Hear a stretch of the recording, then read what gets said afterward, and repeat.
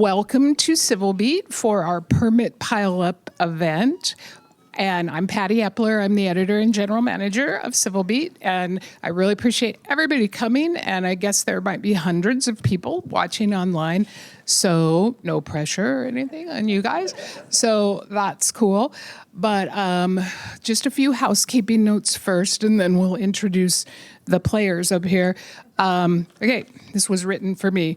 Restrooms can be found through the double doors and down the hallway that way. Please be sure to get your parking validated if you parked in the Civil Beat Plaza. If you still need validation, see the Civil Beat staff with the green shirts. They'll assist you. If you have a question for the mayor, write it down on a flashcard and give it to one of the Civil Beat staff in a green shirt, because we won't be passing the microphone around for this event. We're actually black today, Oh. Black or green, as the mayor got the memo to wear green, you'll see. And then also, because we're filming and streaming, please kind of be quiet in the background so that people who are online can hear the conversation better. So, okay. No questions? All right. Okay. So, first of all, I'd like to introduce Christina Jedra, who is a reporter with Civil Beat. And she's been covering the Department of Permitting and Planning issues for probably 4 to 5 years now, I would say. In October, we launched a series called Permit Pileup that is a look at different things that are going on with DPP, the problems, the solutions. She's done quite a few stories. If you Google Permit Pileup and Civil Beat, it'll all come right up, so you can get caught up on that stuff. And let's see, what else? So I think our goal here today is to have a decent civil conversation with the mayor, who can hopefully answer a lot of questions about what's happening with DPP and his plans for the future. And probably Mayor Blangiardi needs no introduction, but this is he. And we really appreciate you coming, Mayor, to our event today. I think it'll be good for everyone to hear kind of from the horse's mouth what's going on with this really serious issue. So with that, I'm going to turn it over to Christina. Thank you, Patty. Can everyone hear me okay with this? Okay. Mahalo, everyone, for joining us for our Permit Pileup Q&A. And Mayor Blangiardi, thank you so much for being willing to come in and talk about this issue of great public importance. Given the interest in this event and the turnout today, I know we're all very eager to hear what you have to say. So to give a little bit of background, the Department of Planning and Permitting has been struggling for quite some time, as we all know. Applicants have complained for years that permits take months to obtain, and in the past couple years, it really seems to have hit a breaking point. The delays have hit unprecedented levels. They've come down a little bit since about 2 years ago, but as of now, residential permits are still taking an average of 6 months, according to the department. Commercial jobs are taking over a year. So these delays have very real consequences for thousands of island residents. I have spoken to homeowners and business owners who are really hurting financially. They're having to pay mortgages and bills and taxes while waiting for their permit to come through, and it's just taking too long. And the delays hinder the construction of housing. It hurts economic development and actually reduces revenue to the city itself. So, Mayor, when you took office in 2021, you inherited this problem, which has only grown in urgency in recent years. So I'm eager to hear your assessment of the key issues and the solutions that you're pursuing. I have some questions for you, and then we'll take questions from the audience as well. But before we get into all that, Mayor, if you have any general thoughts to share. Well, thank you, Christine. Well, the first thing I want to do is I want to thank Patty for arranging this. And I'm going to segue just for a bit, because I'm very interested in talking about all of what you just mentioned. But just by way of interesting this event, because we first heard about this happening here, and we were here, actually, when we heard about it. And I said, I would really like to attend that and sit in and listen to what people are saying. So we went from sitting in and listening to being in this chair. But I have to tell you, I welcome the opportunity and I welcome the challenge. I brought 3 people with me today that you should all meet, and that is first and foremost Mike Formby, the Managing Director of the City and County of Honolulu. Mike Formby. My Director of Communications, Scott Humber. And our new, but not new to Hawaii, Chief of Staff, Andy Sugg, who's here with me. And let me just say, to the best of my ability, I want to answer and address anything and everything that gets said in here today. But this is all being recorded as well. And you may or may not be aware, but we did 11 town halls last year with the entire cabinet. And we tried to, during the course of those, they were 2 hours long, and we stayed around afterwards as well. We had a time limit to it. But we took some pride in not only answering questions of those in attendance, but anything that we couldn't do, we followed up with. And that's our intention today. So these men are taking some notes here as well. This event will be recorded. We'll try to do as much follow-up as possible. The only thing I can say to you, and I know some of you, and I see a lot of friendly faces, and I'm amazed that we got this group at 10:30 on a Wednesday morning. We are at Civil Beat. Patty said, let's keep it civil. I would like to keep it civil. I know there's a lot of frustration. I know that, and we'll give you, I want to hear what people have to say, probably more than speeches by me. But we're here to answer specific questions as best as possible, okay? Thank you for that, Mayor. All right. So to get right into it, what do you see as the top 3 problems keeping permitting slow in Honolulu? Well, I think that, first and foremost, that we have to develop our workforce. I'm really proud of the men and women who are working there right now. They've come a long way in the last couple of years as we've taken this challenge head on. As Christina said, this was decades in the making. I mean, candidly speaking, just to give you a quick perspective, 4 years ago today, I was 2 weeks into my announcement of running for mayor. Little did I know we were 2 weeks away from the advent of COVID and a complete lockdown. And what that meant for me when we were campaigning was a never-ending series of Zoom calls. I was averaging 5 a day, 6 days a week, I swear to you. And so when you break it down like that, instead of talking to large groups, it was one group after another, and you heard their punch list. And on everybody's punch list was DPP. The frustration, the anger. The calls were civil during the day. At nighttime when people were drinking, it was a little bit different, but we pretty much heard it all. And I knew going in fact, it was even talked about fixing DPP would be the holy grail of the administration. And Mike and I, we said, there's no such thing. This job of being mayor is about problem solving. When you break it all down, it's about problem solving. But in order to really solve a problem, you have to understand it first, then develop the solution. And of course, everything is in the execution. But that's how we approach the job. So developing our workforce is really important. Last year we lost 35 people at DPP, but we hired 60. We're actually working with the unions right now to increase the pay. I was surprised to learn that the city only had 2 electrical engineers and 2 mechanical engineers, and they're doing the review of plans, and codes got and have become very complicated. So we need more of them. I think DPP is looking to hire 15. We're raising the levels of pay so we can be competitive, especially in this post-COVID environment, so we could create a career. We're actually doing some work with our DPP staff so they feel like they have rewarding careers and working on training. So that's one. The other obvious is streamlining our processes. If I were to say to you that in many ways it's all overregulated and there are a lot of excessive tasks that were being done, that would probably be an understatement. About a year ago, we hired Acuity to work with us on developing standard operating procedures so we could be much more efficient. So that's a really important part of it. In the beginning, DPP was set up to be ministerial, to just simply have architects or anybody, contractors come in and submit plans in which they would approve. But as things became more complicated, people started trying to take shortcuts, including architects, whatever, and the plans that were coming in were not all perfect. In fact, they're not. And a lot of the stuff gets kicked back because they now have taken on the task of trying to help and correct. So that's become complicated. Now, the third thing, and forgive me, there's so much I want to say to you. and look at it is the updating of our technology. I should probably mention that in 2020, the city received a city audit. This is the year before we took office in January. And I'm not here this morning to disparage anybody, but little got done with that audit because, quite honestly, COVID hit in March and everything was what it became. And then we got sworn in January.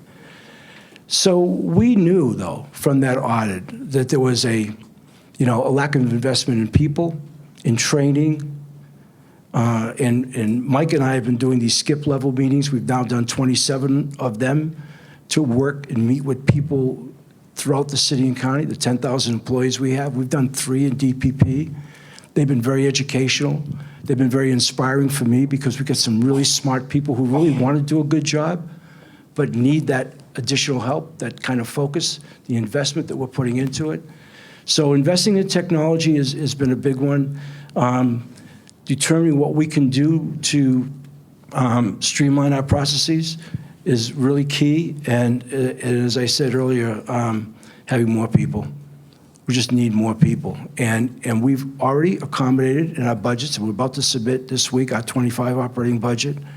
We've kept the budgets in there for the people. It's just developing the workforce. And I'll talk about some of the things that we're doing with AI in a minute. But I would just tell you that we looked at that audit. We're in the middle of COVID. We knew it was a priority, going back to what I just shared with you about the Zoom calls. I mean, it was big. Just coming into office, we got to fix DPP. Really, and none of us knew what tomorrow was going to bring at that point. If you could think back 3 years ago in January, we've been closed since March. The uncertainty was palpable. The fear was real. So that's how we began. And again, I'm not going to make any excuses, but COVID was enough of an event. But we got in there, and we were no sooner in office for 4 months, the feds came in, and they arrested some people, and that was something I had never experienced before. And we're dealing with that as an issue. And then as we began to look at the third-party processes that were set up to try to facilitate, it became really complicated because of the work that was being submitted, which is something else that people don't want to talk about. They think everything that gets submitted is perfect.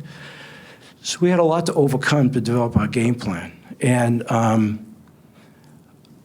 it took us about a year as we cleared COVID and all the hurdles that presented, because it was really more than a distraction. And then we made a change in the leadership, put Dawn into the role. We hired Jiro Sumata, who's her deputy. We worked with Dawn. She's a very, very bright woman, knows what she's doing. I had the benefit of having her as a deputy for a year, and we started to make systemic changes because this is a systemic overhaul. And we'll bring you up to speed on that, but okay. You touched on so many important pieces that we're going to get into more, I think, Mayor. One of the biggest problems, as you mentioned, is the staffing. The department right now has about a 25% vacancy rate, and the plans examiners, the folks who actually review most of the plans, have turned over 30% in the last year alone. Can you talk more about your plan to staff up the department, particularly for those plans examiners, and to keep it staffed so that the department can meet the demands of the building industry? Well, that was the third category. We're probably going to hire about 15 engineers, I think, for DPP. And Mike, if I say something wrong, please correct me. But it's about 15, and building plans examiners are part of that, and we've budgeted for that. And I'm going to say it again. We've worked with the unions. Mike has done some incredible work to get the attention of the unions, saying we just weren't price competitive in this job market. And not only that, we weren't training and developing people. I'm not going to say anything negative today, but I will say this to you coming out of private sector business. In running an enterprise of 10,000 people, you would have to, and you should, be always recruiting in a circumstance like that. Always recruiting, because people are going to leave, people are going to retire. 15% of the workforce at the city and county is past the age of retirement. Just that alone, much less people leaving work for all kinds of reasons. Frustrations, better offer, moving, whatever. People die, okay? So no recruiting. City wasn't recruiting. It took 180 days to get hired by the city. This is unparalleled now. We're trying to fix DPP. Substandard pay, heavily unionized, and no aggressive recruiting. The second thing is, when you look at the operating lines of where money was being spent, very little money was put into training and development. And in today's workforce, especially with the emerging young people coming up, who are not necessarily going to learn on the job, you have to be able to provide that if you want to retain people. So very little there. And then the last thing was no succession planning. In any quality organization I've ever had the privilege of being a part of, succession planning was always key. So you take away recruiting, and training and development and succession planning, on top of it is an overlay and an HR department that really was not perceived to be building work. It just was just left unattended. I mean, nothing works in one department. So we had to do all the diagnostics on HR to work with that. We then had to work with budget and fiscal services on how payrolls were put in and what those levels would be, and whether or not if we couldn't hire, they would historically take the money away, keeping that money in there because of our ongoing recruiting efforts. So I feel really good right now about the fact that I think we're going to be much more market competitive. We have yet to identify those people, but I'm going to talk a little bit about AI that we've started to use, which has helped us in a number of sectors to augment the fact that we just don't have the people or that expertise in the things that we're addressing. This is a very complicated problem. And I would tell you, I've had it said to me, well, you've been in office for 3 years, why hasn't it fixed already? It's been decades in the making, And I will tell you again, we understand the problem, and we're addressing every aspect of it. So if you don't mind, let me just talk about AI. So we had a backlog of some 3,600. The city received about 17,400 applications and processed about 14,500. We probably didn't get to 3,000. But even within that 14,500, there were people who had been waiting a long time to get that. It's not like it just all came in. So we've had this backlog. And this backlog has been probably started in 2016 or 2017 when the building code started to get really complicated. And we didn't have anybody there, or not enough people there, to could handle that overload. There just wasn't that competency. And so it just continued to back up. So one of the first things we wanted to do is looking at a 3,600 application backlog, and knowing that it took 6 months just to get through the pre-screen phase. With AI, we've now not only eliminated that backlog, but you get through pre-screening in 3 days or less. That's already been accomplished, okay? One. Just to clarify for what pre-screen means for people, that's the really superficial check of like formatting issues. So for that to take 6 months was really astounding. And then people would get it back and they'd go to the back of the line again on some crazy thing that was incidental almost, And again, I can understand the frustration. And by the way, we look at this from the smallest home remodel, husband and wife, mom and pop, however you want to say it, to the largest building. We have a sense of urgency about all of that and everything in between. I don't talk a lot about the impact because I don't have it quantified of just how much COVID hurt us, but we're still in a post-COVID environment because the financial impact of that event for all of us is unprecedented. Far and away transcends what happened in 2008. If you talk to the economists, they will tell you this is a complicated deal, and it's going to take a while to come out of. And the one thing that we've prided ourselves on is the city takes an active road in economic recovery. Well, this is a key part of it because time is money. Christine already alluded to that. You know yourselves the impact that it has. And we've heard, Mike and I have met with the entire development community. We've met with builders. We've done a lot of stuff in that regard. So has Dawn. We've availed ourselves to taking in that input from the outside. So please know that we have a sense of urgency about this. So anyway, AI on the bot on that. Well, now that that's been successful, we actually, and again, we had to go through the unions to be able to do this. We're evolving AI into the code reading, and we know what we're going to hire. And that's going to really help expedite. And while we try to also hire the people, the men and women that we hope to be able to bring in. But we're going to be able to do that. Our team up there sees the benefit of that. It's not like the old model, this is going to displace somebody's job. That's not the case. We're in the business of hiring. We're not displacing anybody's job. We're looking for efficiency. We're looking to be able also to help people correct those plans when they're submitted sooner, quicker, so they can adjust. So I think that that's the next evolution. We're almost there. I think acuity, I know Mike and I are due to get a report. Mike, you may have an update on it, on the standard operating procedures. One of the things that we've talked about with the teams we've been meeting inside of DPP is precisely that. I mean, I don't know how you can operate if it's so disjointed and one inspector does things one way, another does it another. We want to standardize this to the best we possibly can, so that things are efficient, and that's taken a lot of manpower. We had to hire them because we didn't have the capability on the roof, but they've meshed, I think, for the most part, as well as an outside agency can, working in the department every day for the last year. I'm glad you mentioned the procedures, Mayor, because I've heard from so many people that they would get comments back from one examiner, they'd address them, then it would go back to a different examiner who would have the opposite opinion, and they'd have to do it all over again. So I hope we've heard those horror stories. And what do you say to that? I'm almost in disbelief. So we're addressing all of that. Again, I think we've tried to look at this problem as much in the face as you possibly could look at a problem and say, what is it we can do? I said it before, I want to say it again. We are going to fix this. We are going to fix this. And everybody told me it couldn't be fixed. We are going to fix this. We're that confident, that determined. We've got good quality people. We're looking to add to that. We're not lowering the bar to anybody we're hiring. Admittedly, they need training. It's a pretty sophisticated area. But raising pay levels is going to help us attract and recruit. One of the things that I've really learned is that people who work for the city and county have an enormous pride in being there. They really do. They feel like they're taking care of the place where they grew up as a kid, where their parents live, where their kids are growing. There's an added dimension in this employment dynamic that, while I felt that sometimes in the pride of local television stations in my years in broadcast, this is that multiplied. There's a real, and we want to build on that, and so.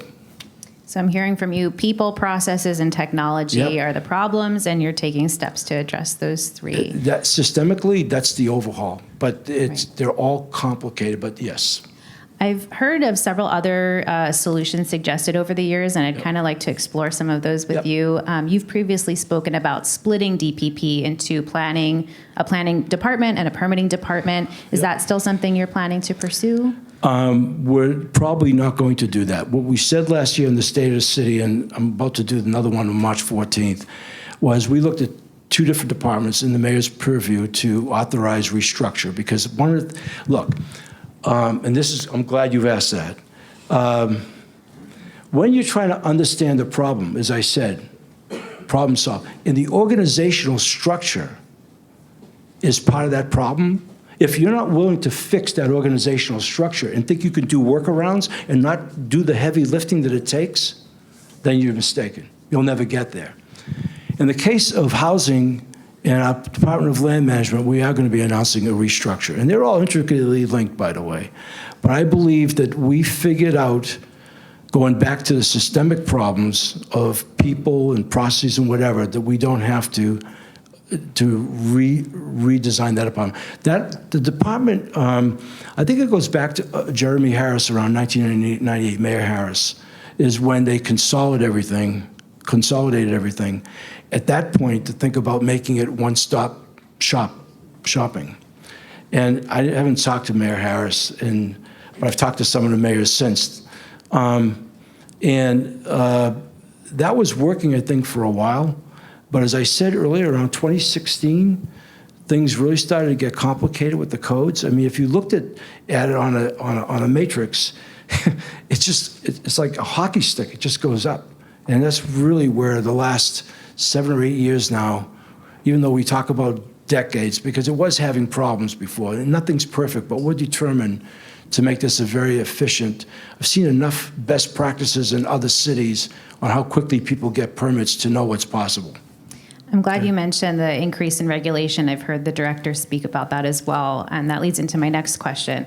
I know there are some members of the construction industry who just don't think permitting reviews are even necessary in most cases. Yep. They say, we're licensed architects and licensed engineers. Why are we having someone with a high school diploma, give me feedback on my plans? Yeah. They argue they should be able to self-certify and that their plans, will be up to code because they're held to that licensing standard. Well, we tried that too with Bill 6 on self-certification, and we got some blowback from some of the architects because the bigger projects, they're not gonna self-indemnify. I mean, they the want liability is too much.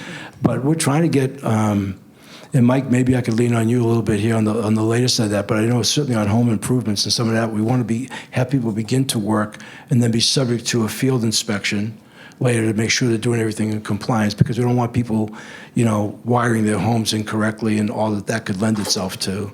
Is there anything else you want to add to that, Mike? That's pretty much on. So Bill 6 has not actually been passed yet. It's gone through a number of iterations, right? It has been passed? Okay. And so that affords us what exactly in the way of self-certification? It's limited. And Yeah, I can touch on that. Okay, I know it only update. applies to select types of projects, so affordable housing, commercial tenant improvements, and DHHL. So are you saying that you would be open to expanding that to residential Well, renovation? what we found out is that some of the architectural firms, the bigger ones, we've met with them, didn't necessarily want to self-certify. So I don't know who it was. That's one of the initiatives that we took was, how can we streamline? Well, if we had self-certification, that seems to make sense. So Mike, go ahead. Christina, I think Christina knows that there is something called an automatic approval, a process in the rules on the residential side, and we're open to doing that.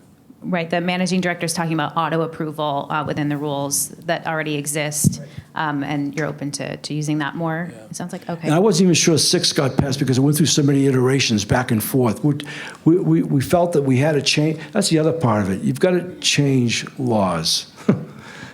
You've got to change the rules. If I can just say this, and again, my intention today was to be very, very positive and upbeat, because that's the only way now to attack these tough problems. But the city was far too overregulated. I don't know how that happened over the course of time, but we're trying to break that down in a lot of places, and you just can't do that alone. I mean, we can't sit there in a conference room and go, get rid of that, and we do. I've told Mike, I've joked, Mike is an outstanding lawyer. I've joked, I mean, in this job in 3 years, I feel like I must have at least finished 1 year of law school, because everything is so legal. Every time you want to turn around, there's a legal thing that you have to deal with. But the self-permitting for people who want to do a bathroom, for example, want to be able to, that stuff should be able to fly, okay? Are there efforts you're making to cut through some of the red tape? Is there some group that's looking at reducing regulations? The group, well, I just want to make sure people can hear you, Mike. yeah, go ahead, Mike. I appreciate that. So DPP is retaining a code expert, and the code expert is going to go through our building code and codes to see where we can deregulate. And that's, I think, a very promising process, because we know there's a lot of stuff on the books that doesn't need to be on the books, and so we're beginning to start that process now, the code review. Yeah. Mike is my go-to guy, just so you understand how the city works. The only guys who report directly to me, people I should say, because Dana Viola, it's a woman, is a corporate counsel, the lawyers. Everybody else reports directly to Mike. And so what you're seeing here, I hope you don't mind, is the kind of candor and exchange we have, because Mike is sometimes, he's a half a step ahead of me on some of these things, but he's an incredible asset for the city. He brings such a depth and breadth of knowledge on this. And so, yeah, that's good to know. And I know you've been talking, look, I got back last night at 10 o'clock from LA. I was up there for 4 days pitching our film studios we want to build on West Oahu campus to major film producers at Amazon, Universal, Disney, and Warner Brothers. So I would, bear with me if I refer to Michael, because I want to make sure you get the right information in here today. Doing great, Mayor. Thank you. Okay, thank you. I have some more solutions to run by you. I've heard from some applicants who say they would actually be willing to pay the city extra to get fast-tracked, sort of like a TSA pre-check sort of thing. What do you think about that? I don't know.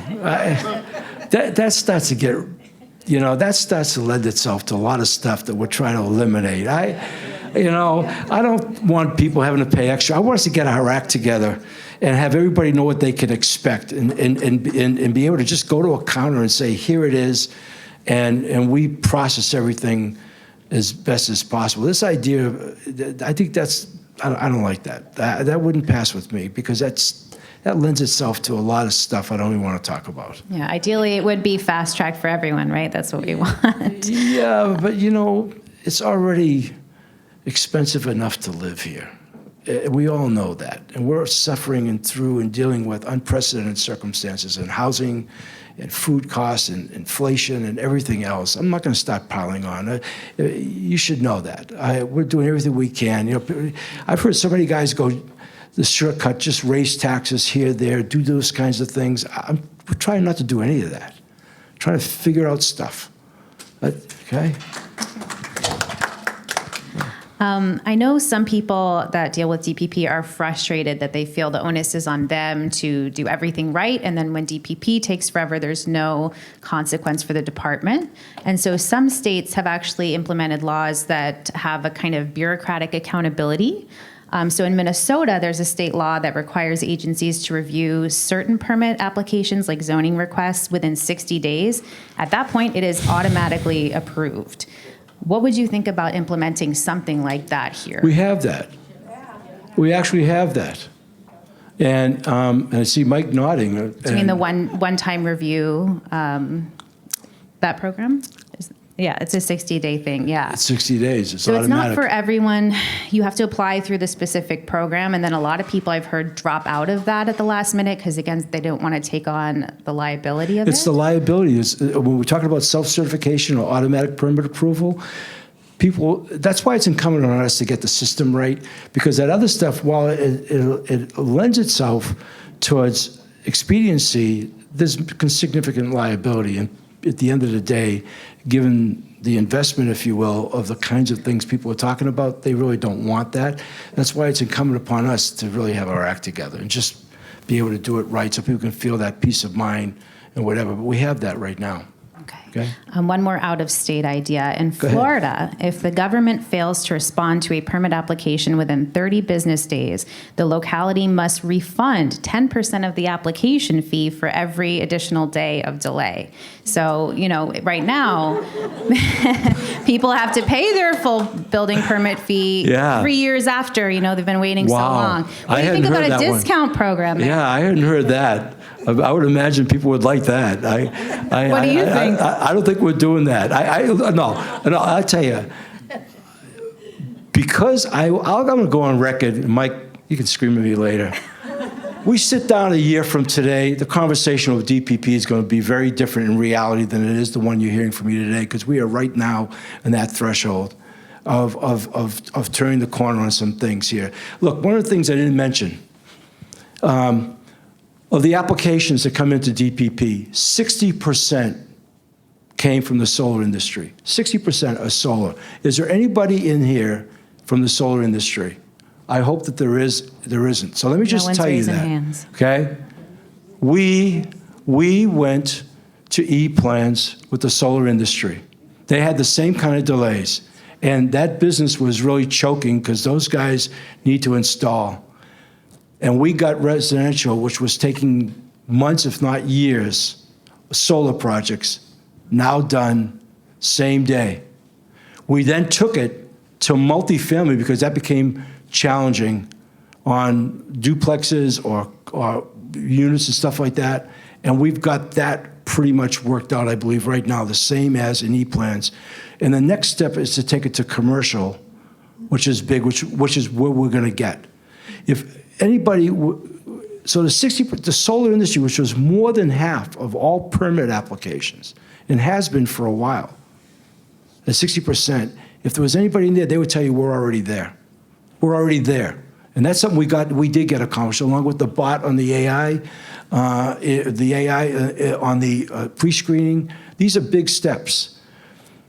I don't have a timetable, except we're going to be very aggressive on the hiring. I know we're doing things right now to implement better training. We're doing better things to try to work on people's morale. I wanted to do it organically. I feel really confident about streamlining operating procedures. We're doing everything. And the other thing we've done, aside from working with the solar industry themselves, and Mike and I have spent a lot of time face-to-face with them, and so has Don and the other people at DPP, and listening to what they had to say, listening to outside experts. We've brought in the people from the Building Industry Association. We've had developers. We've had contractors. We've opened up the doors instead of trying to operate in a vacuum and being overly defensive, and tell us, you help us on how we could do this. What can we do?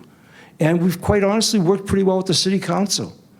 You know, one of the things that we talk about is, I was just going to say, is no drama. No drama. You know, we're not in a time where we want to be seen that way. So there's no drama with us on how we're dealing with city council, how we're dealing with our state legislature, or the governor for that matter, or our chief of police, or our prosecuting attorney. I don't know if you've noticed that. I'm really proud of that. We've quieted all of that. And we're just focused on getting stuff done. That's why I'm telling you, I think we're a year away. A lot is going to happen. It's on the threshold of happening because we're now in that execution phase. For me, it can't happen fast enough. When somebody says to me, what you like about the job, what you don't like about the job, it's the anguish in this job of understanding the responsibility to all of you, knowing that time is money, to fix something like this, and having to take the time that it takes to do, is difficult. It really is. It weighs on you because you just can't flip a switch on it. And I've always been involved in turnaround organizations. And this one was more complicated than anything I could have imagined, but I think we've broken it down, and I've used the word now, Christina, a number of times systemically on what we want to get done in the areas, and we now know what to do in each of those, and we're doing it. And we're funding it. We're investing in the technology. I don't know how much money like we put into the technology. We put a lot of money in. And this is millions of dollars stuff. We're investing in people. We're streamlining processes. We're not ducking the tough stuff. Actually, I want to hear from the audience today, because remember, I said originally I wanted to come here and just listen in the back of the room. And here I said but I want to reassure you that we're not looking the other way on this. We have to fix this. For the sake of who we are, for our community, for this island, this has to get fixed. Okay? Look, I'm not even going to talk about the other stuff we've done, but this is not the only thing we're doing. Okay? And there's a lot of challenges there on a lot of levels. But this one, I always tell Don, you are more equal than the rest. There are a lot of priorities, but DPP has our attention all the time. We can't do enough to help them. And honestly, there's so many good people over there that we really want to support that. Thank you, Mayor. Well, with that, I think we will open it up to questions from the community. Again, I'm going to alternate between questions that were pre-submitted from people who signed up and then questions from our audience, both in person and online. So to start, someone else named Christina sent in a question. She said, I've been waiting 2 years and 4 months for a permit to build a house. I've had 2 kids since applying for the permit. It is easier to grow 2 humans than it is to get a building permit in Honolulu, she said. Would I be penalized for starting construction without a permit? So, Mayor, what would you say to people who are so frustrated by the wait times that they're contemplating building without a permit at all? Well, I love her sense of humor in a sense, but that's what's sad about it. And that kind of speaks to what I was just saying, is I don't have a response to that. And I wouldn't advise trying to build a house. It'd be one thing to do a bathroom remodel without getting it together. What I'd like to do, if you have her contact information, we'll keep it confidential, is to try to find out the status of that. That is totally unacceptable. I mean, what do you say to that? It's totally unacceptable. And we'll just see what we could do. But I appreciate her her witty approach. We have another question. You have her contact information, right? We're going to be We'll able to get that? to you. Okay, Yeah, great. Thank you. if she wants to be contacted. Yeah. So a question from someone in the crowd here. Why is it so hard to get an appointment to speak to the building department personnel? People want that in-person interaction. Gee, I don't know. It shouldn't be. And if that's, it should not be. If anything, we're trying to be not only transparent, but we're trying to be accessible. And it's one of the things. So we'll record that. It shouldn't be. It should not be. Would you like to implement any changes to make it easier? Well, I mean, look, Dawn is watching this. So I think hopefully the Department of Planning and Permitting is watching this. We'll address it internally. We will. I mean, like I said, Mike and I have done 3 skip level meetings, and then we're going to go back and do more. Dawn's working on that. I mean, you can't over-communicate, and if this is the feedback from the public, I mean, I'm not aware of that stuff on how much time it takes, but if it's hard to get to front of somebody, that's not what we're about. Yeah, I've heard that a lot, that back in the day, you could walk in, talk to someone, they'd actually edit your plans on the spot to help you out, and now everything is done electronically, which sounds like it would go faster, but then every time you get a comment back, you can address it 5 minutes later, then you go to the back of the line, is what people say. So, okay. Yeah. We have a question from Chris that was pre-submitted. He said, we had a permit pending for 2 rock walls in our backyard for 1 year from November 2022 to 2023. And then it was canceled with no reason given. Wall permits should be simple. What happened? So he's touching on an issue I've heard a lot of complaints about as well, that after 365 days, actually it's city law, the permit is automatically canceled. And you can plead your case to DPP for an exception, but it's an exception. What's being done about that? I don't know. This is good. I mean, I couldn't tell you about changing the law after a year. Is that kind of what the question is, it's a 365 right? I don't know anything about his expiration. rock walls, but you're asking me about at the end of a year. Right. So, good. So we understand this problem, and DPP is currently working on a notice system that allows the applicant to be told that the 365-day period is coming up, and you can submit a request for extension. You can make that decision that you want to extend it without going back to the end of the line. So we're determined to solve that problem. Yeah, and we're trying to be as pragmatic as, honestly, I don't want to belabor it. We talk in terms of common sense a lot. What just makes sense here? Okay, nothing elaborate, nothing tricky. So, go ahead. We have a question from Sammy. Does the building department consider the financial impact to homeowners when mandating changes to existing structures? My home was built in 1951, and I've been told to demolish my carport and relocate my house if I want to add 3 parking stalls. Wow. That's unfortunate, Sammy. I mean, right there alone is, the obvious. Knock down your house and knock down your garage. And look, we've talked about that. We've talked about the fact that time is money, that these ungodly delays of all kinds, and lack of response, or procedures that just are maddening, what they do to people's lives. And particularly when you're talking about anything involving where you live, which ends up occupying or taking up most of your revenue and life's work and everything else to pay for that, there's a big responsibility with that. I've talked to other people who have been told by building inspectors about, you got to move your house, you've got to do that or whatever. This is all going to be part of our training. People have to be sensitive in a real world, especially in today, and materials cost, construction cost, that's much easier said than done. And that should not be, I think if there's an ambition here right now is for us to be much more user-friendly and to try to get that into the culture of the place.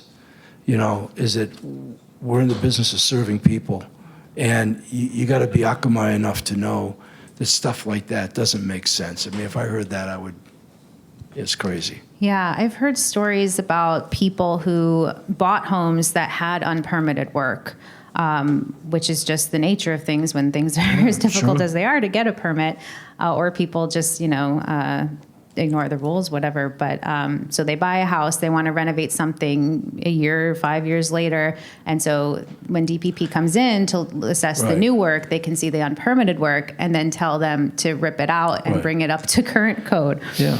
And so, Christina, what you're saying is exactly why we have to get this fixed, because that stuff goes on, and I know there's some realtors in the audience, and that really compromises new homeowners and creates a whole lot of other stuff. People are deceitful, saying, yeah, I had a permit for it, I don't know where it is, it was unpermitted work. They find that, all that stuff. That's why this department has to work well. You know, we have a lot of departments in the city that really work well, and some are getting even better. That's where we got to put this, to eliminate that kind of stuff. We have a question from someone in the construction industry. Yep. She said, we're waiting for over 30 permits to be approved, which has resulted in lost jobs due to Yep. the increasing interest rates. It has also caused us to lay off some employees. We do everything to get our permits through the system without much success. We need a quicker permitting process. Please help. So can you speak to construction businesses that may have to lay people off? I know who these people are. Just from that? Yes, I do. I'm not going to embarrass them by looking directly at them, but I know where they're sitting. And I know that Jiro Sumata, who's our deputy managing director, is dealing directly with them. I became aware of this a few months ago, actually, with the 30 some odd and laying off people. It's the last thing you want to be doing is laying off people. And I talked to them earlier today. We're going to find out, because they don't seem to know why the others. They've gotten some approved, only a couple. So we've broken through the juggernaut of nothing was happening. I want to try to figure out the rest of this, and we'll have some conversations. We want to stay sensitive to that. Look, I think we want to. Not everybody's a big developer. We're doing a lot of work to incentivize, inspire private developers to build housing. That was our whole Bill 7 initiative, which we're working through that. We got stuck in a couple of places. I think we're really close to getting that going. And we certainly want to support contractors who are trying to build businesses and do things for people. So that's part of our own malfunction. I'm sorry. Mayor, you touched on the fact that soon after you took office, there were the arrests of the DPP employees and an outside architect for bribery. All of those people ended up pleading guilty and served prison time. What has been done, this is a question from the crowd, to ensure ethical behavior within this department? Well, I think, that got everybody's attention. It certainly got our attention. And candidly speaking, that investigation continued after those arrests, and nothing else has come up. And so I've taken solace in that it's one thing to have poor performance versus something that's being done illegally. And we've just stayed focused on improving performance and let the people who are evaluating and investigating whether or not something was illegal. I honestly, I'll just be really open. I'm very grateful that nothing else was found. We were put on notice early on, and really everything else, that the investigation produced those results. And look, first person who went to jail was a 72-year-old grandmother. So I don't think you can walk through a department and go, oh, yeah, that's a bad guy, or that's a bad. You couldn't. You can't. So we operate in a highly ethical way. Our leadership team has the same philosophy and approach. We've put people in there that would not tolerate that. You just got to drill it down through the organization. And so nobody else has been arrested. I don't hear anybody ever talking to me about having to pay somebody off. And we just keep trying to fix the problems. That's the best I can tell you. All right, we have a question from Dee. Why doesn't the building department reach out to approved third-party reviewers for help on the backlog of permit reviews? Yeah, the third party, that was part of what complicated things. It was done, and I alluded to it earlier, to try to expedite stuff. But that presupposes that everything coming in has been quality work. And that's what people don't want to hear. But they will tell you that within DPP, they would tell you more than 50% of the work that they receive over the counter is not passable.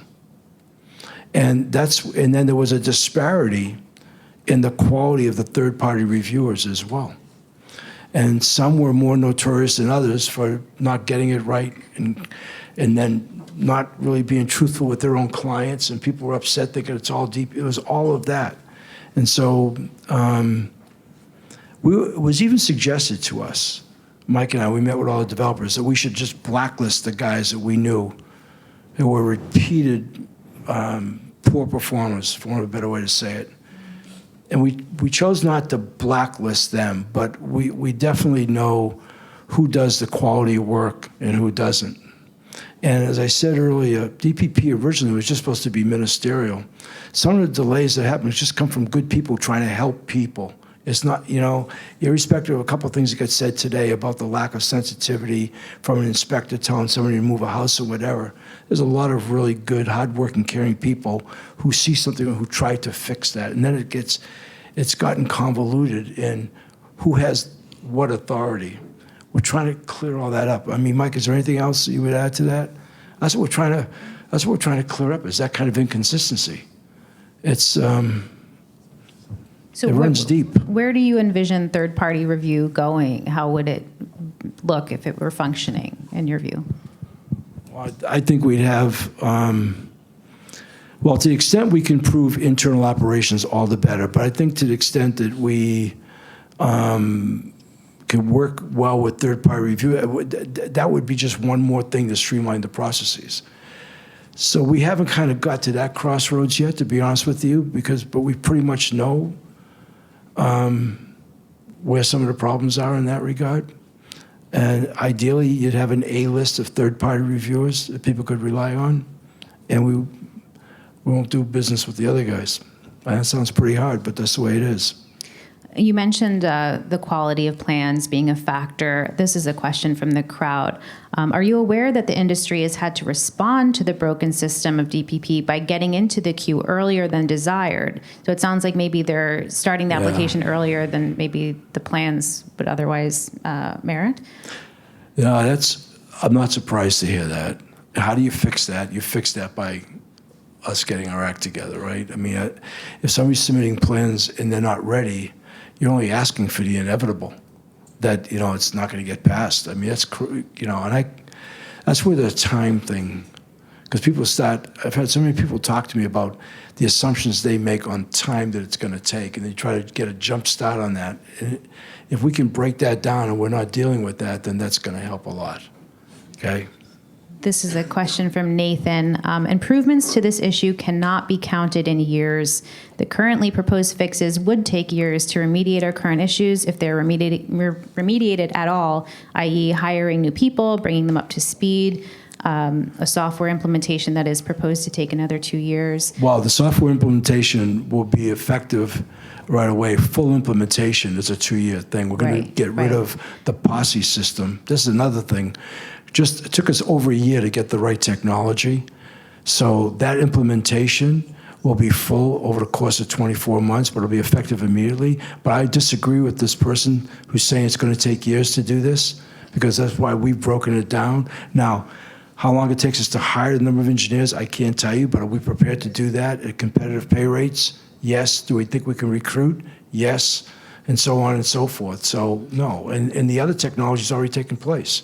It does feel like some of these things, you're aiming to make a foundational change, I've heard you talk about. So while you're working on the long-term fixes, what can be done to speed up permitting in the short term? Okay, I think, as we just said, we're about to pull the switch on technology with our code reviews. And as Mike said, we have the code reviewer, and then we know that there are companies on the mainland that we've selected to do this. I mean, we had to get that done through the unions, because that stuff before you just couldn't simply do. And we got the go-ahead on that. So that's a question. I think it's already been identified who we want to work with. It took some months on that. And so that's, when you do something electronically, it doesn't make a difference. They don't have to be down the street in Honolulu.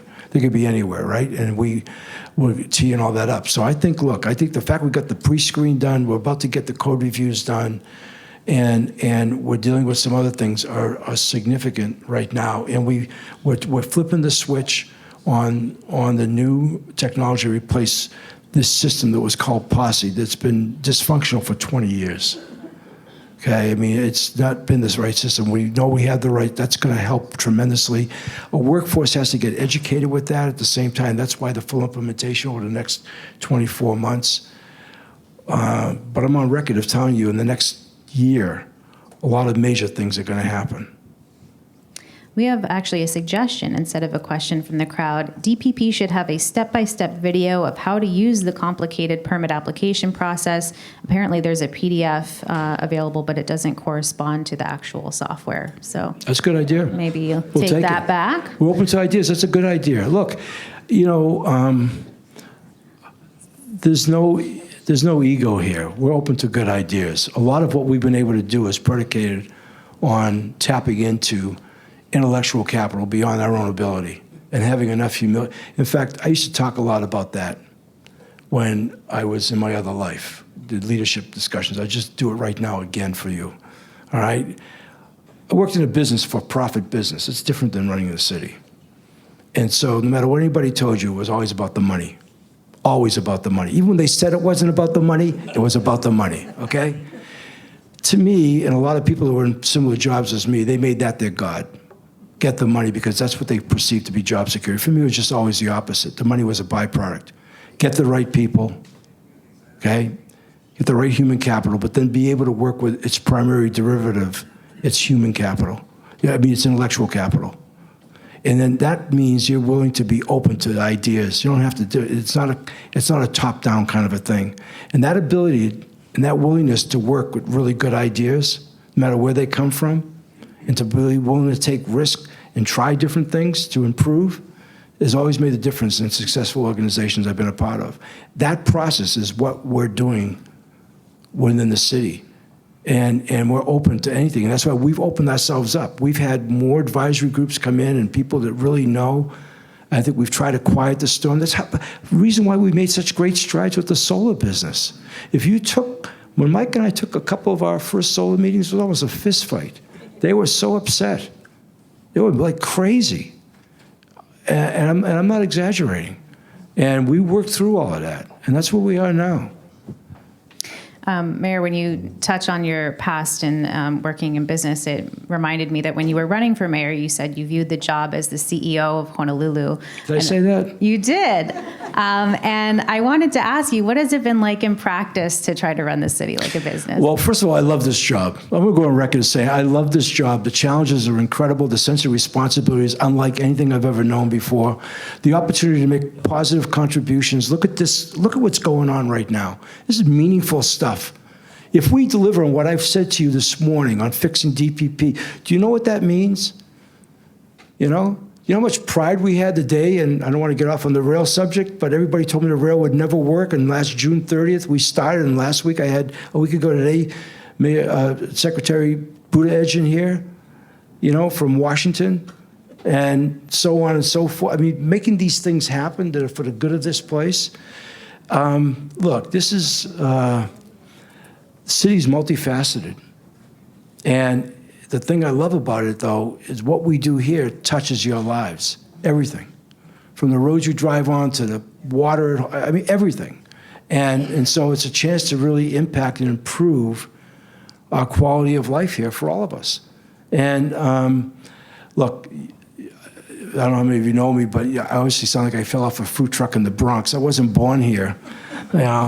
I grew up in Cambridge, Massachusetts, but I came here in 1965 not knowing that my life was about to change in its direction, and I would be here. And I certainly didn't know that one day I would be mayor because I've known them all since Frank Fosse. But I'm here. And this is an incredible time to lead because candidly speaking, and I'm going to say this in my State of the City, I've already written, but I'll say it here, just meeting expectations is no longer good enough. It just isn't. So we've challenged ourselves, and we've put together an incredible cabinet. I'm really proud of the men and women in our cabinet. And I would tell you, When we got elected in November, Mike was my first round draft pick. Okay? I wanted Mike to be and I was glad because he had other things he could have done to be my managing director. But we had to put together a cabinet team during November and December of 2020. We've been locked down since March, and nobody knew what the next day would bring. And I'm really proud of the men and women who came forward and the decisions we made. And we didn't get it perfect. And over the last couple of years, we've tweaked it some. But the people we have in these jobs right now, I would tell you, I've been involved in team sports my whole life. This is definitely a team sport. I have a lot of confidence. I know today we're focused on DPP. I have a lot of confidence across the board and a lot of other sectors.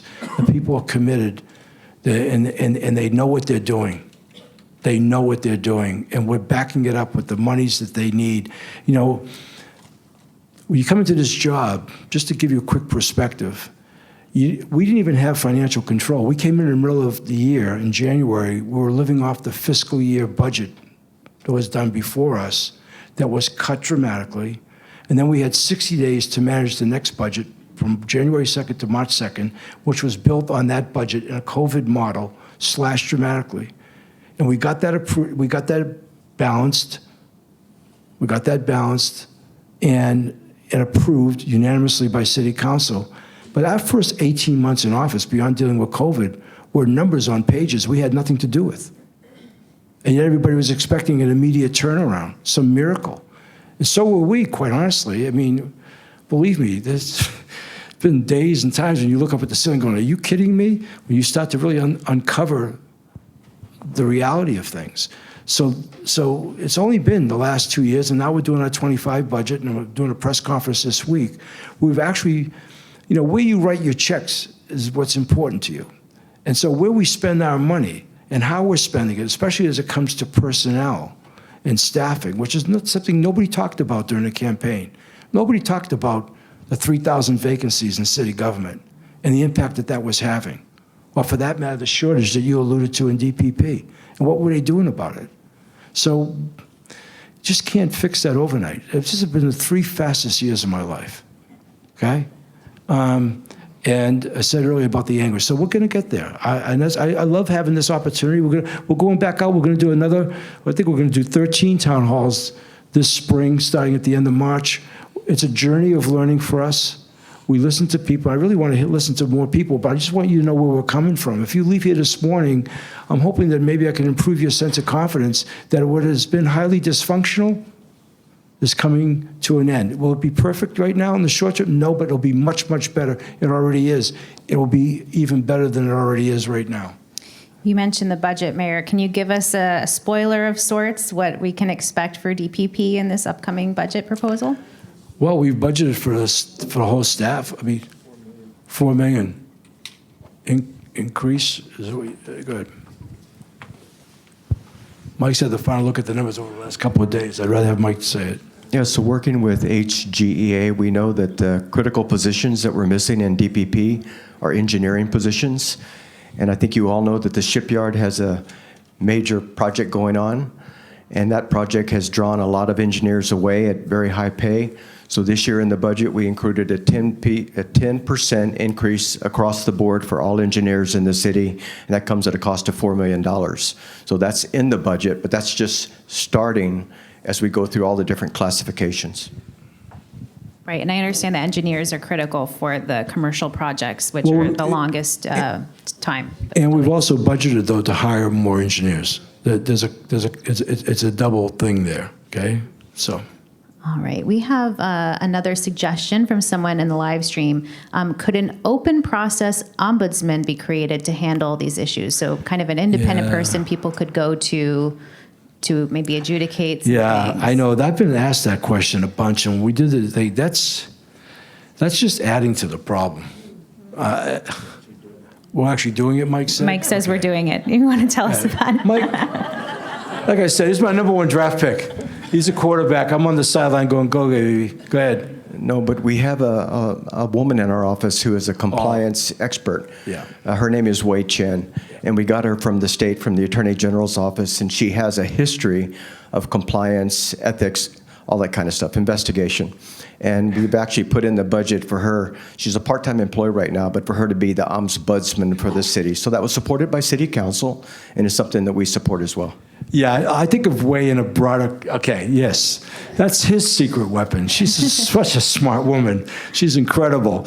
Yeah, I thought of her in broader context, but you got to be careful there because honestly, we're trying to do this organically, getting staff buy-in, improving morale by doing the things we're doing, people seeing us actually hiring more people, doing stuff with pay raises, investing in technology, fixing the offices, giving them good leadership that communicates with all of that stuff. We're trying to build an internal morale and a culture that is different than what we inherited from the standpoint of people feeling like they're valued. That's what we're trying to do, and they're believed in. You know, I know they're all watching. My heart went out to them because everybody was picking on DPP. I had people there tell me they proud to work for the city. They almost didn't want to tell somebody they worked at DPP because they knew that they would.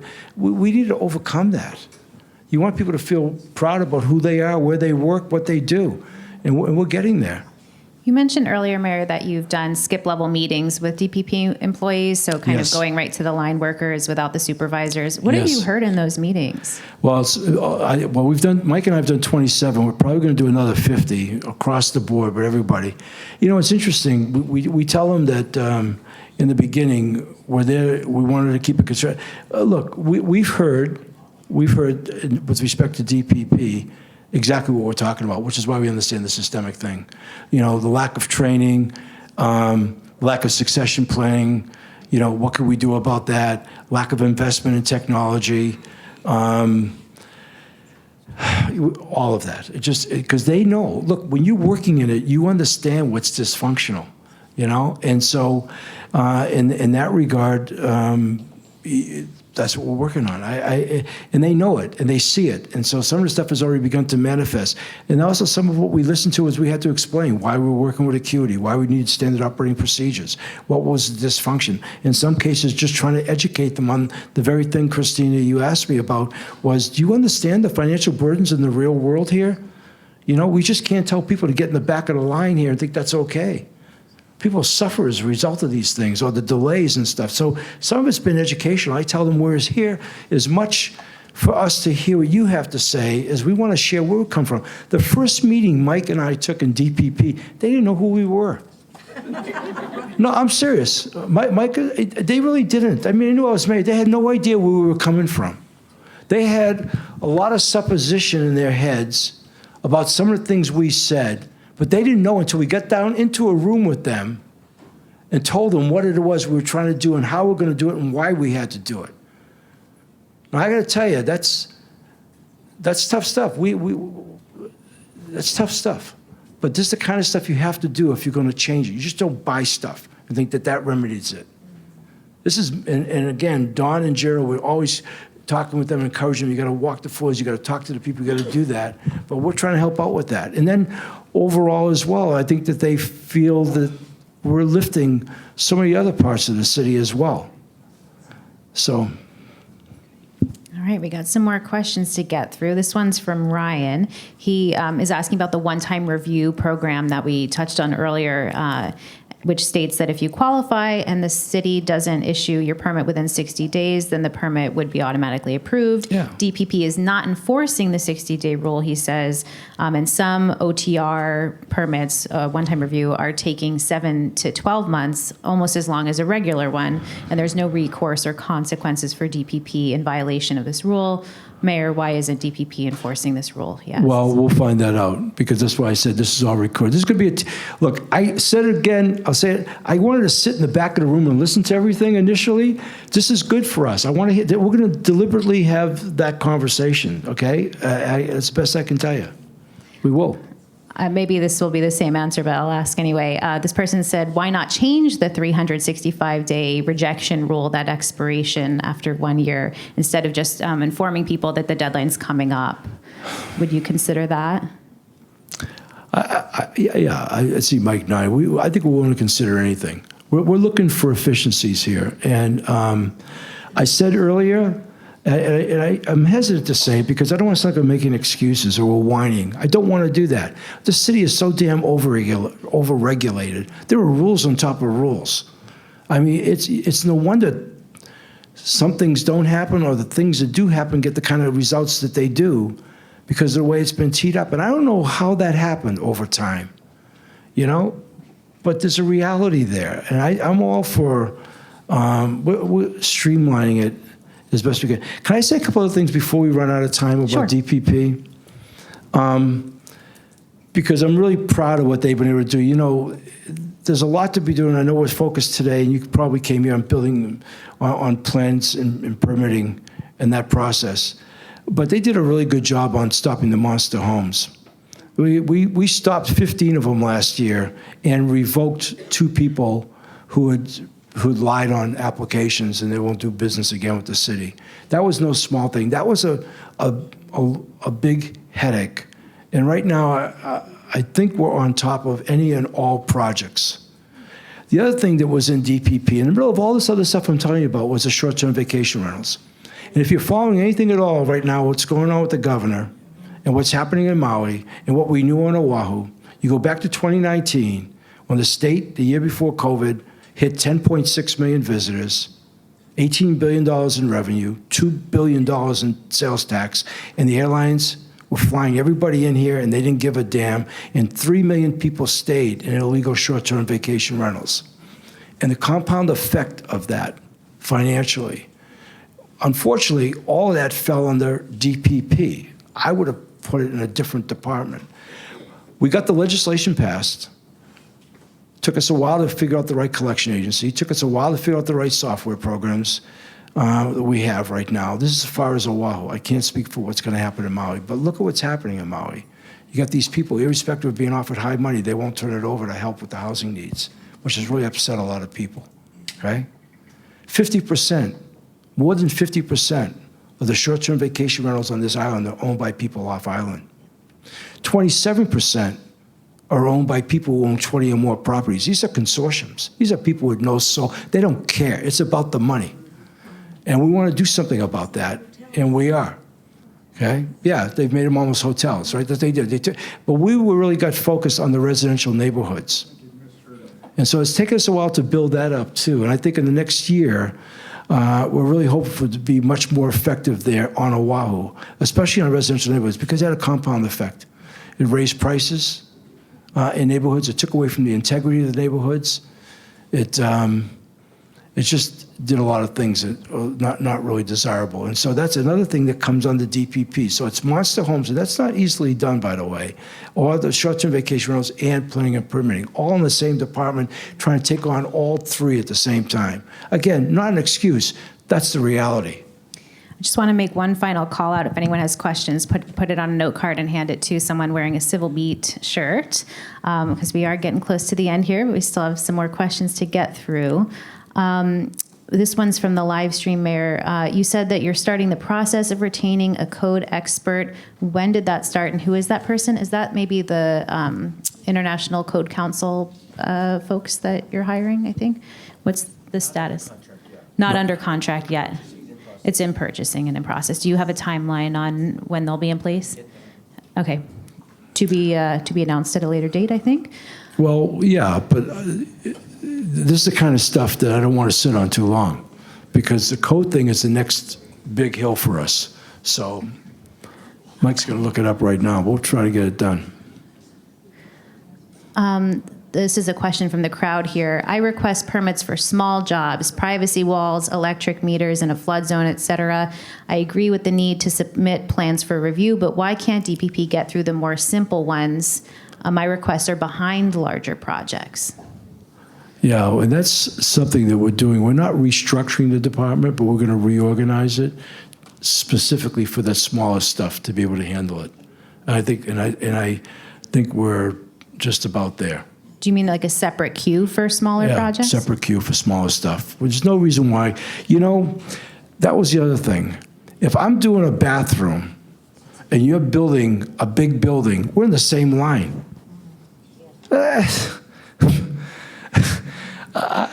so how do you separate that? It seems easy to do, but it requires the people who be in those other places who's going to do what. And that's what we're going to change. On the small stuff, as I said earlier, that's why we were pushing through in Bill 6 on the self-certification. Let people just start fixing their bathrooms, and we'll send an inspector out. And if you're not doing something right, you'll have to course correct. If you are, they're going to go, good, that's great. That stuff, that should not be like that. Do you have any kind of timeline for implementing I wish I that? could say today. Yeah, that'd be great.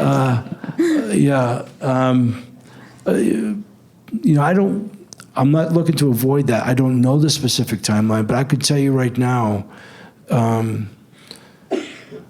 tomorrow comes very fast, and as soon as possible. But I will tell you, we're looking for breakthroughs all the time. Mike and I meet each week for 90 minutes with DPP in between the calls back and forth, and we're pushing them very hard and very aggressively because all of this stuff. Look, you don't think we want to get this done? I mean, what a good feeling. I mean, I tell our cabinet all the time, and we have a lot of really accomplished people. Leadership is situational. I said earlier today about simply meeting expectations is not good enough. This job, for all of us, I speak for the whole team, is teed up to be the most gratifying work of our lives if we get it right. And how meaningful is that? To be doing work with a sense of purpose in a place you love that you know makes a quality difference. And that's who we are. I challenge any of you to even go back over the last 3 years and look at anything that we did and say, well, that was a political move. We don't operate that way. Right? I hear that you're working diligently on addressing this. We do have another person, though, asking when will it be better? What's the timeline for improvements? Is there any kind of estimate you can give people for when we'll see some light at the end of the tunnel? Excuse me, Mike? It's not linear. Yeah, that's a good point, Michael. Linear, lateral. Got to be a lateral thinker on this one. It's just not. That's I think what people think, and all I can tell you is, as soon as we possibly can. Nobody's letting up on this. That's why I'm here today. That's why I don't know how many hundreds of people you said we have online. That's why hopefully our whole department's watching it. I'm the voice representing them as soon as we can. But this is not a mañana kind of thing. We're not trying to put anything off. We're in the business of problem solving as fast as we can. Let's do this again in a few months. I'll give you an update on all this stuff. That sounds good. Let's get it on the calendar. I'll do an update. Look, this is what we heard. This is what we did. I mean, so much of who we are is about that. And that's one of the things we got out of the town halls. I said that earlier. We recorded all of them. There wasn't one question from anybody throughout the 11 town halls we did in any part of this island that we didn't follow up and answer and deliver. So I knew coming here today we would hear some of this stuff that I couldn't just say next week Thursday. I wish I could say next week Thursday. I can't say that. What about a year, 18 months? Yeah, Christina, you're being very generous. I said already. Give us something, Mayor. Okay. Come on. What's today? February 27th. Let's meet here 1 year from today. No, I think we're about there on a lot of things. It can't come fast enough. The good news is we understand the problem. In the beginning, we didn't. We had an audit to go off of, but it was also very hard to sort through. We now, when I talk about systemic overhaul and the steps we're taking, the decisions we've made on technology, decisions we will make on people yet to be hired, but the people that we do have and so on, and the streamlining the processes and looking at things that are overregulated, I mean, we're attacking that aggressively. We have a question from Scott. He said, I submitted 2 permits in February 2020. New ordinances were created and took effect a month later. By the time DPP reviewed my application a year later, DPP hit me with the new ordinances. I've heard this from other people as well. What can be done about that? Boy, I'll tell you, that's the one I don't know. I've heard that a bunch. I'm looking at Mike, he's nodding. I go back to the codes and stuff and the ordinances and things getting more and more complicated. I mean, it's and trying to break some of that stuff down. The one thing that we get pushback on is making sure things are safe. When it comes to wiring and anything that would involve fires or potential liabilities and stuff like that. I don't know the specifics of that. I've heard that. That's why if we have a more efficient system, he wouldn't be talking about. He would have known in February of 2020, within hopefully a relatively short period of time before anything else got changed. That speaks to why we've got to make this so much more efficient. I don't know what to say to that. This is a question from Facebook. How about hiring more qualified permit processors? My last processor was previously a security guard. Okay, and I agree. And I don't know about who that security guard was. I think that's the guy that graduated from MIT, but that's okay. We are trying to hire the best people possible. I said earlier about the vacancies. We have done, in our HR department, an incredible rework of the whole system. And it's still a work in progress. In some ways, it's almost like a DPP from the standpoint of the complexity of it. And as I said earlier, 180 days to get hired by the city. That's crazy. And the fact that applications would be on one desk, on another, I mean, all this stuff. So, look, we're going to hire the best people we can. That's why I talk about recruiting. And these 3 guys in front of me, I don't want to embarrass them.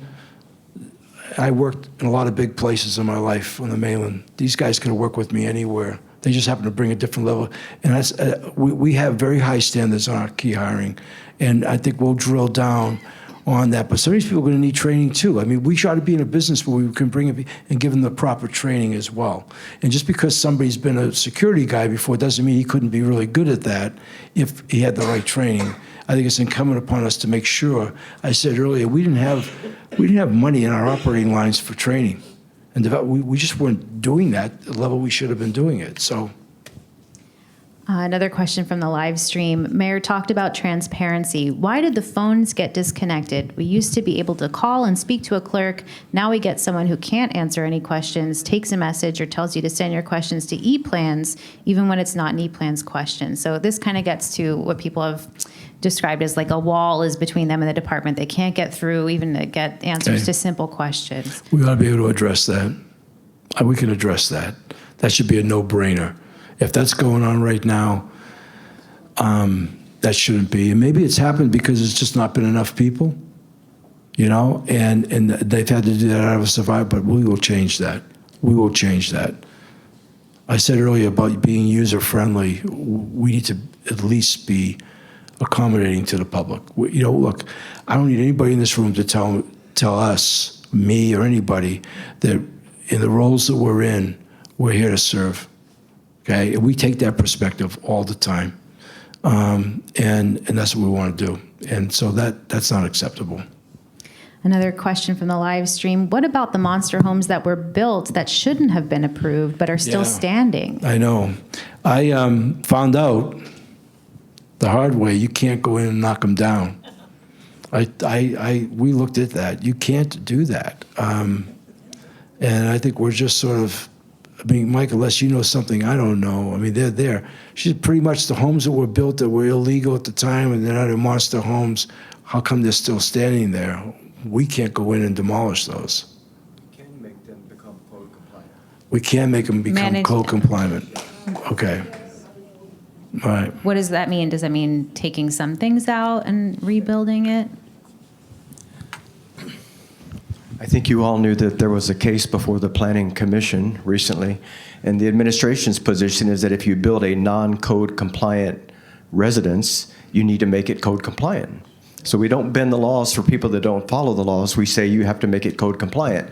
And the pushback was that this would come at great expense to the builder. Well, so be it. If you build a non-code compliant residence, you need to go in at your expense, take out wet bars, take out all those things you put in that didn't belong there, and make it code compliant. So that's the administration's position. Okay. Thank you. Another question from the crowd. To what extent will solving DPP issues improve affordable housing and reduce homelessness? Well, they're all interconnected, and we've made incredible strides in our housing department and what we're getting done and things that are going to begin to manifest themselves. And the people we've brought in, the momentum we've had, we've got the city back in the private activity bond business. We've got affordable housing. There's just a lot of stuff we're doing. We've said between now and when we leave, we'll build 18,000. The city had a really undefined role in housing. We are on the threshold of doing some really major things in homelessness. DPP, I don't see in the equation of what we're doing necessarily with homelessness.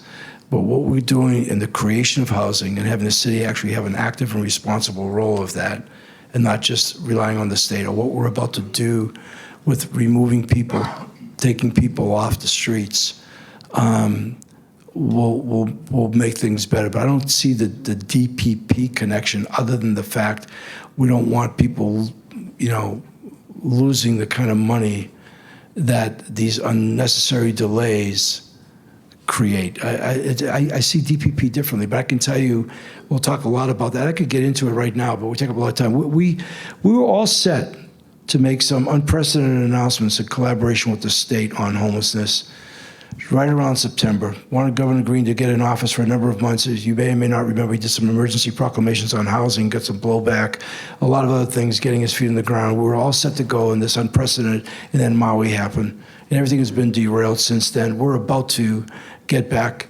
in. We've made some major acquisitions in Evilay Center, Waikiki Vista. There are a number of other places. We have a mobile crisis unit called CORE. We don't have to involve EMS or HPD anymore and be able to pick up people, take them someplace. The state, because the Department of Health, the monies that the governor has available, has the monies for us to hire the wraparound services, oftentimes nonprofits, people like Catholic Charities, as an example. There's a whole bunch of others I can mention, Partners in Care, Laura Thielen, to help manage, but there's other people. He's doing some really advanced work on tuition payback to provide careers for healthcare workers. And so we're about to do some stuff that really is right in sync with best practices. In fact, we're already hearing from places on the mainland who want to see what we're doing. I think it'll begin to manifest itself. I don't want to bait anybody when I say this coming year, but we're behind on that. It's about to get a lot better. We will not eliminate it. We know the sheltered, unsheltered, what we have to deal with. That's one thing. We're also, like I said, we're on track, we're on pace. We have an accelerated pace on the creation of housing, something the city was not doing. And we're fixing DPP. These are all, if you could look inside my head, it's housing, it's DPP, housing, homelessness, not necessarily in any order. I said earlier, DPP is more equal. They are connected, but the actual saying DPP to homelessness I don't get, but DPP to housing I get, and so we're going to be pretty aggressive there. All right, just briefly, one more question, then we got to wrap up. This is from the live stream. DPP is costing people thousands of dollars. Yes. Some people are not able to build after they get the permit because their interest rate went up and they had to requalify for the construction loan for their new home. Is the city going to subsidize the people to afford their home? I don't know if we have a method of subsidizing, but I can tell you right now, I know on the floor of DPP are plans that were approved, but because of the delays that it took to approve, they're not picking up their plans because they can't get the financing to build. That is wrong. And that's been very costly, and I feel very badly about that. That's all the more in the anguish of why we've got to get our act together. That's, but I think it would be very, very difficult for us to figure out any way that we would start to subsidize that. That's going down a rabbit hole the wrong way. All All right, well, I'll wrap it up with a comment from the live stream to the mayor. Thanks for standing up and taking a beating. I don't think it was beating. I don't think it's been a beating at all. And I appreciate this opportunity. And again, I'm marveled at the fact that on a Wednesday morning, so many of you turned out. What this says to me between who's here and who's online, you and Patty said in the hundreds, boy, if that's not a statement to us about how important this is, or the fact that this really matters, I don't know what is.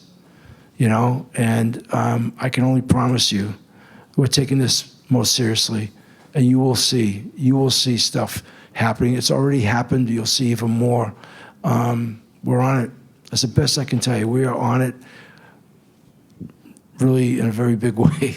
Thank you, Mayor. Okay. Can we get a round of applause for the mayor? Thank you so much. This was really informative, and we're so grateful for your time. And mahalo to everyone who came in person to our office in Kaimuki and tuned in online.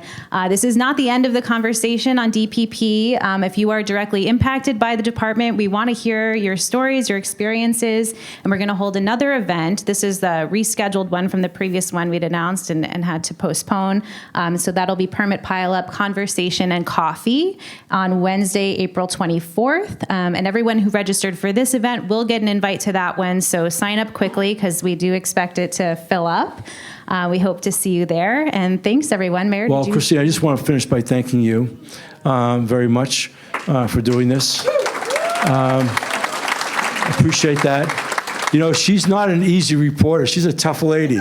And so I thank you very much. And certainly to Patty and Civil Beat for hosting something like this. To me, in the spirit of what I just said earlier about working for government and serving people, this is about serving the community. This is really about as good as I've seen. This is great. Thank you very much. Thanks so much, Mayor. All right, take care, everyone. Aloha.